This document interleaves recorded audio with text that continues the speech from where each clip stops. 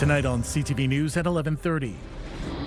Mining engineers Sandvik announced an $85 million commitment to Sudbury. For us, it's the centre of the activity in mining, certainly in nickel. We'll have the latest on the announcement and what this could mean for the economy. Plus, representatives from across the north gathered to talk newcomers. There's thousands and thousands of businesses who are so focused on their business, that's all they're thinking about. The idea not only to attract them, but to keep them here in our region working. And it's telethon time in Sudbury. Thousands will tune in as volunteers come together for the 77th annual CTV Lions Children's Christmas Telethon. CTV News at 11:30 with Ian Campbell and Rick Wyman with weather. Good evening. Thanks for staying up with us. This morning, an armed suspect was shot and killed by Greater Sudbury Police. It happened in the flour mill area of the city during a response to a break-and-enter. Now, the province's Special Investigations Unit is leading the investigation because of police involvement in the death. CTV's Elena Everson starts us off tonight. This is a Greater Sudbury Police supervisor cruiser with damage from an axe to the windshield in the intersection of Clinton Avenue and Queen Street. In a news release, Greater Sudbury Police say officers responded to a report of a break-and-enter in progress just before 5:30 this morning. Police arrived in the area and engaged an armed individual who died during the interaction. Because someone died during an interaction with police, the province's Special Investigation Unit, known as the SIU, was contacted and has invoked their mandate. That means Greater Sudbury Police cannot talk to the media about what happened. Late this afternoon, the SIU confirming, upon arrival, the officers encountered a man armed with an axe. With the axe, the man made contact with one of the police cruisers. There was an interaction, and one of the officers discharged his firearm. The man was struck. He was transported to hospital, where he was pronounced deceased. 4 investigators with the SIU and 3 forensic investigators have been assigned to the case. Elena Everson, CTV News, Sudbury. Today, mining engineering leader Sandvik announced an $85 million commitment to build a new manufacturing facility in Sudbury. The investment will lead to the creation of dozens of jobs and sustain hundreds more. We get that story from CTV's Amanda Hicks. 1, 2, 3.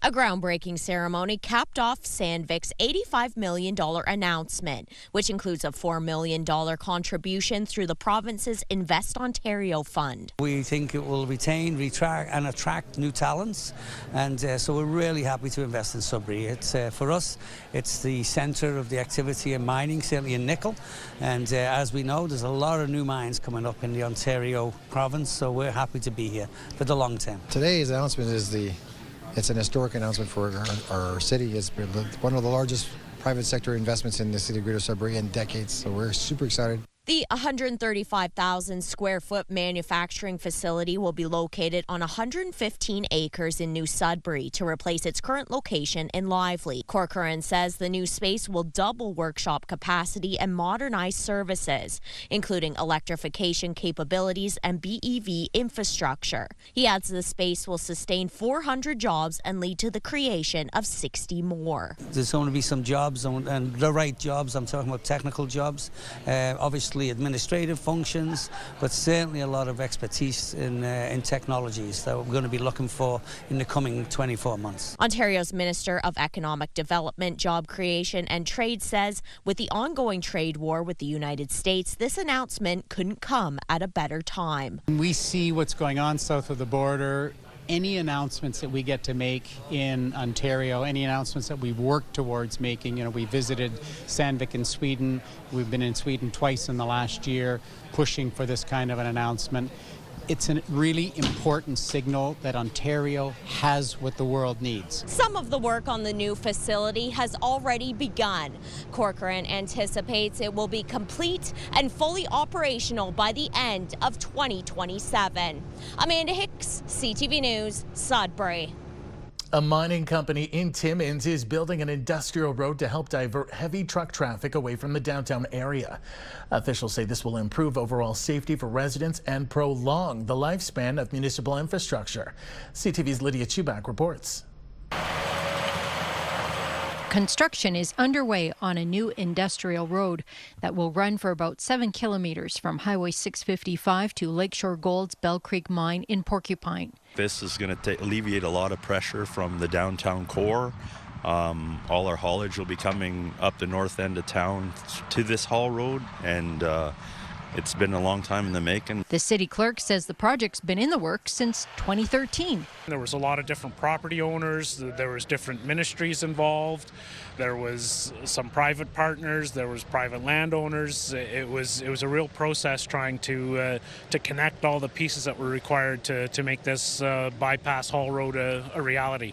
Villeneuve Construction is one of the property owners with around 2,000 acres. You know, having a positive impact within the municipality and the Timmins residents and minimizing the traffic, and obviously accomplishing the road itself, because we're road builders, so you know, locating the right path and make sure the road is safe and well done. Very proud of that. Upon completion sometime in the spring, Lakeshore Gold says anywhere from 80 to 100 trucks will be diverted from traveling through the city's core. We'll have significant reductions in greenhouse gas emissions and energy overall, and obviously alleviating a lot of the stress on the core of the downtown, and you know, hopefully making it a safer place for our residents.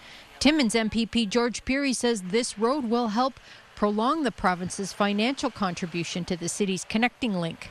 So it's imperative that we get those trucks off that piece of highway, and this is a big step, a big part of that. That's why we need a southern link as well, to bypass to get into the Discovery Mill or the Dome Mill. Lakeshore Gold officials say the road is an investment in Timmins, as they plan to continue operating here for a long time. Lydia Chubak, CTV News, Timmins. Representatives from the North were in Sudbury this week to discuss newcomer retention. They were attending a 3-day conference organized by the Northern Policy Institute. The Institute says over the past 5 years, more than 4,000 newcomers have moved to communities in the North. Today, a panel discussion by coordinators of the rural and francophone community immigration pilots, including representatives from Sudbury, North Bay, and Timmins. There's thousands and thousands of businesses who are so focused on their business, that's all they're thinking about. So, and they do have challenges, and this is an avenue for them to be able to tackle the challenge of labor issues. So we have the ability to be able to educate the employers. There had been a similar pilot called the Rural and Northern Immigration Program. This latest federal program includes more communities and a wider variety of rules available to newcomers. Well, new tonight, a new lab and some new funding is making the dental assisting program at Cambrian College smile more brightly. As CTV's Angela Campbell explains, today's announcements will create a more robust dental health landscape in the North. It'll really set Cambrian apart when it comes to dental assisting programs. Cambrian College unveiled its new dental assisting lab today with help from the federal government, investing $2.6 million through the Oral Health Access Fund. Well, the $2.6 million that we announced today, it's great for the college where they can expand some of the programming they can offer. It's great for students because with the simulation lab, they will have such an enhanced learning experience here at the college. The funding will allow Cambrian to expand its enrollment and develop the first level 2 dental assisting program in Northeastern Ontario. The new lab features the latest commonly used software, as well as mannequins and other high-tech learning tools for students. This is really important for Cambrian College because we're bringing in 16 independent operatories where students can get real-life, hands-on experience before moving on to clients. And this gives you that chance to be one-on-one with yourself, to figure out what you need to do and to connect with your mannequin, versus being in clinic with an instructor. This is your time to have one-on-one practice. With more time to practice, it gives our students more confidence and gets them more real-world ready. Wright and LaPointe both say there's a major shortage of dental assistants in the community. They hope this lab, along with increased capacity for enrollment, will help to fill in those service gaps in the future. It's great for the community because it will increase access to dental care, which we know is so very important. Canadore College is also receiving money from the the Oral Health Access Fund. The North Bay College is getting more than $630,000 for a virtual reality learning module designed to train them for working with patients with dementia and Alzheimer's. Angela Gemmell, CTV News, Sudbury. Public Health Ontario is out with the latest figures on respiratory virus spread across the province as influenza drives most of the illness in the community. Officials released the latest lab testing results from the week ending November 29th. Flu tests overall had an 18.3% positivity rate, already considered high. But look at this. Influenza A positivity topped 52% among children aged 5 to 11 and 46% among those aged 12 to 19. Children's hospitals have reported a surge in patients seeking care, noting most hadn't been vaccinated against the flu. Health experts advise people of all ages get their shot to help reduce the risk of serious illness, with flu season not expected to peak until late December. Canadian Blood Services is calling on Sudbury residents to join Canada's Lifeline as plasma donors this holiday season. Donors can give plasma once a week, and with the need rapidly increasing, officials say they will need to double donations in the next 5 years to meeting rising patient needs. Plasma, which makes up over half of our blood, is urgently needed to make life-saving medication called immunoglobulins. Right now, more than 70% of the medication Canadian patients need come from the global market, notably from the United States. Appointments can be made online at blood.ca or by calling 1-888-82-DONATE. Time now for a short break here on CTV News. Coming up, Rick will have your full weather forecast. For now, let's take a look at the weather warnings, and lots of color again on that map. I was just on the weather computer. I can tell you all that yellow in the Ontario side of the border right now are snow squall warnings. Most of it, except for Sudbury, in that whole little area, have some expected snow. Some areas are going to see roughly 20 to 40 centimeters, plus blowing snow and reduced visibility. I know I live in that area. If you have to drive out to that area, please be extra cautious. That's going to continue into Saturday. Here's a look at the current conditions. Kapuskasing -6, Timmins -6, Chapleau -7. Lots of flurries right now at the moment. Clear skies and cloudy conditions, though, in parts of Elliott Lake. -5 in Sudbury, -1 in Parry Sound. We'll have more details coming up after the break.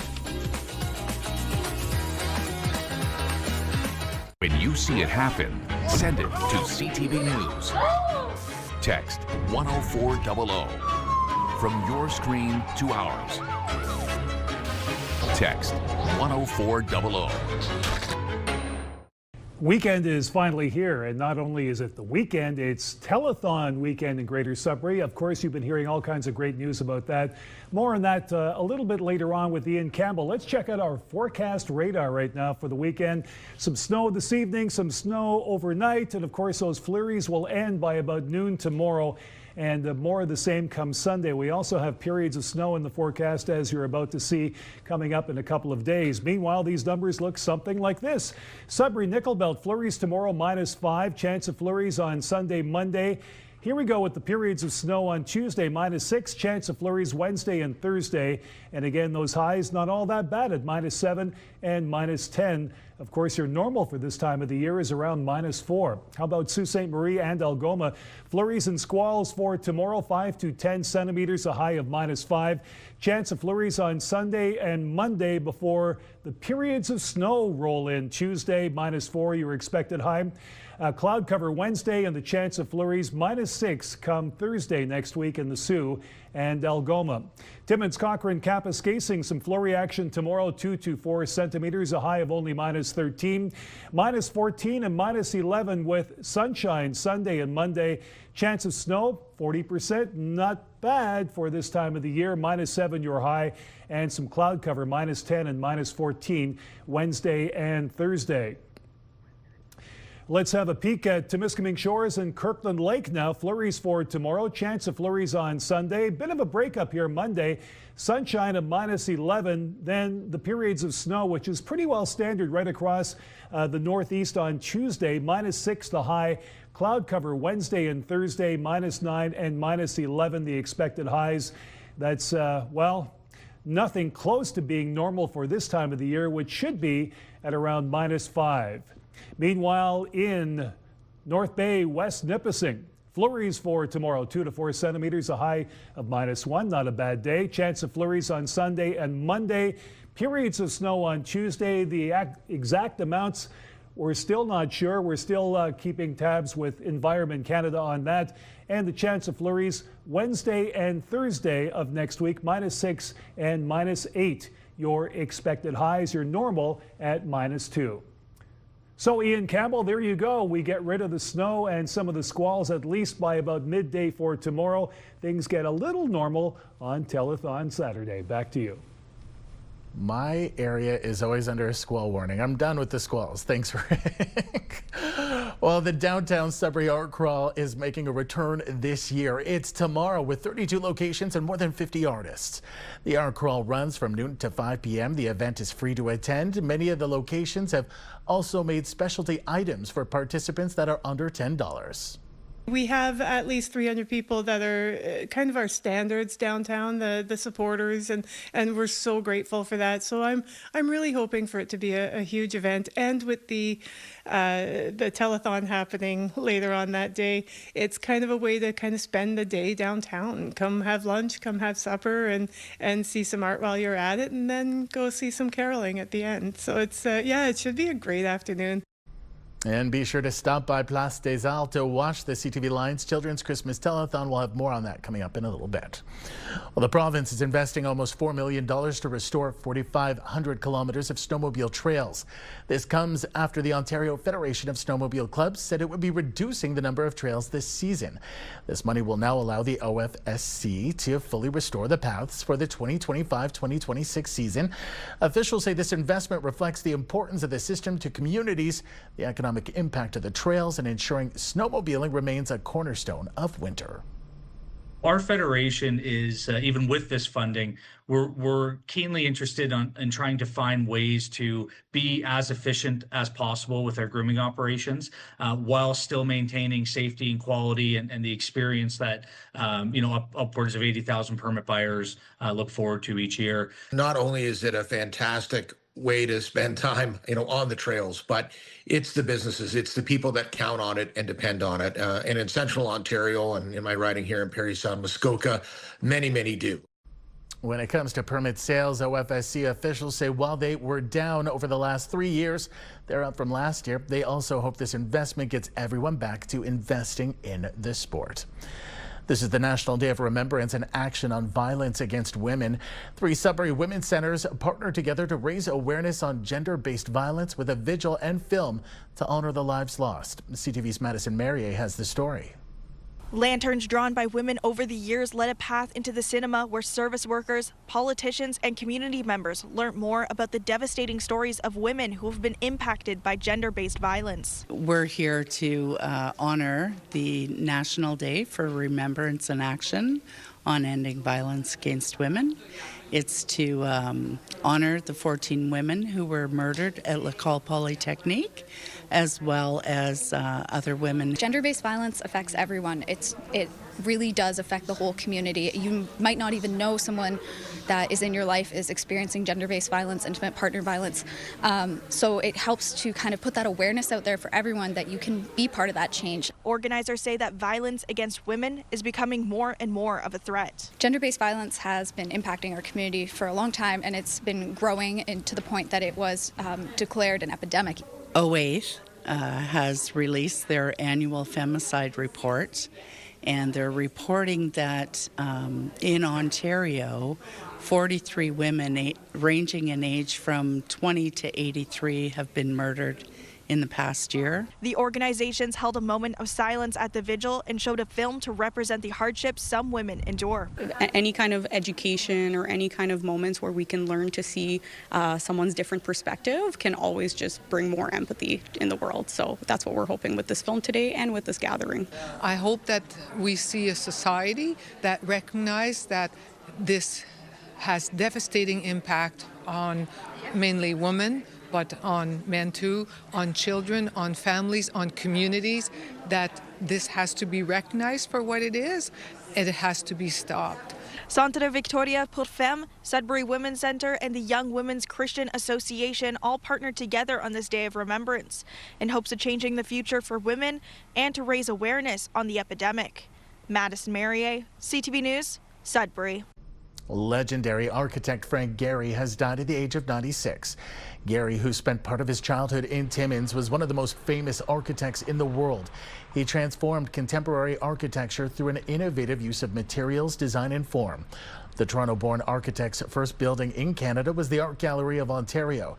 Examples of his work are found all across the globe. Just a genius. There's more to come tonight on CTV News. For now, let's head to a live shot of our weather studio tonight. Looks a lot different right now. It's all quiet in there for the moment, but in less than 24 hours, it'll be a different story. We're just a short time away from the start of the CTV Lions Children's Christmas Telethon. Stay with us. There's more CTV News here at 11:30 to come.